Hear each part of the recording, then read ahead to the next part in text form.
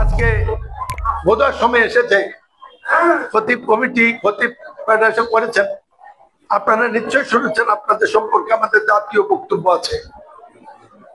জনাব তারেক রহমান এবার বিনা হিসেবে দেশ পরিচালনার জন্য প্রস্তুতি নিচ্ছে না। আপনাদের প্রত্যেকটি প্রসঙ্গ বাংলাদেশ জাতীয়তাবাদী দল নির্বাচনের আগে জাতির উদ্দেশ্যে অ্যাড্রেস করবে। আমাদের গোপন কোনো এজেন্ডা নাই, আমাদের গোপন কোনো মন্ত্র নাই। এবং আমরা বহু পূর্বে চিন্তা করতাম, আমি অন্তত চিন্তা করতাম যে মসজিদের খতিব সাহেবদেরকে রাষ্ট্রীয় প্রশাসনিক আওতা আনতে হবে, রাষ্ট্রীয় মর্যাদা দিতে হবে এবং রাষ্ট্রীয় ইমামতি করা রাষ্ট্রীয় দায়িত্বের অংশ দিতে হবে। ঠিক কিনা? এটা ইনশাল্লাহ বিএনপি কর্মসূচিতে গ্রহণ করেছে। চূড়ান্ত হয়েছে এই কথা বলবো না, আপনারা সেই জায়গায় আছেন। এই জায়গা থেকে আল্লাহর দিকে হাত তুলে আমার নেত্রীর কথা স্মরণ করে আসেন আমরা সবাই একটু দোয়া।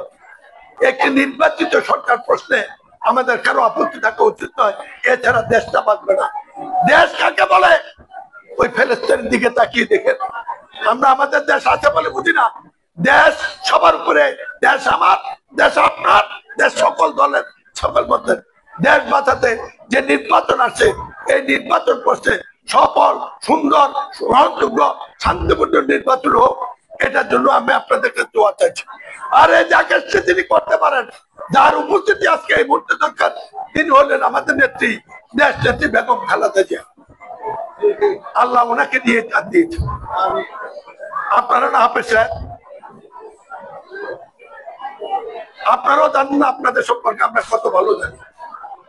আমি সবার কাছে দোয়া চাইছি, এমন দোয়া করবেন আল্লাহ যেন আজকে সিদ্ধান্ত নিয়ে আমার নেত্রীকে সিদ্ধান্ত। আমার বিশ্বাস, আমি উপযুক্ত জায়গায় বলছি, আমার বিশ্বাস যারা তো আল্লাহ কবুল করতে পারেন তাদের কাছে বলছি। আমি বিশ্বাস করি আপনারা কোরআনে হাফেজ, যেটা আমার জীবনে অর্জন করা সম্ভব হয় নাই। বলা হয়েছে শুনছি, হাফেজ সাহেবরা একবার দোয়া করলে এতজন এখনই কোথাও খালেদ তো আল্লাহ পাক ফেরত দিতে পারে না। আজকে এতজন হাফেজ, নতুন হাফেজ, পুরনো হাফেজ, হাফেজদের উস্তাদ হাফেজ, সবার কাছে আমি দোয়া চাই।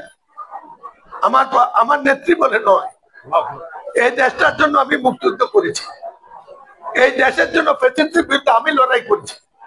আমি মুক্তিযোদ্ধা, আমার বাবা মুক্তিযোদ্ধা ছিলেন, আমার মা মুক্তিযোদ্ধা ছিলেন, আমার 3 ভাই আমরা মুক্তিযোদ্ধা।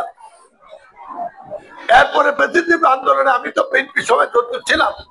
আমার মেয়ে প্রফেসর সাইমা চৌধুরী, ঢাকা বিশ্ববিদ্যালয়ের শিক্ষিকা, তার ছাত্রীকে গ্রেপ্তার করেছিল। সে সব ছেড়ে দিয়ে মা বাবার থেকে বিদায় দিয়ে পুলিশকে যা বলেছে, ইউওসি, don't you know he is a student of Dhaka university, you can't touch my student, give him back other to গে। থানায় যে নিয়ে এসেছি, আমরা লড়াই করে আমার পরিবারের সন্তান।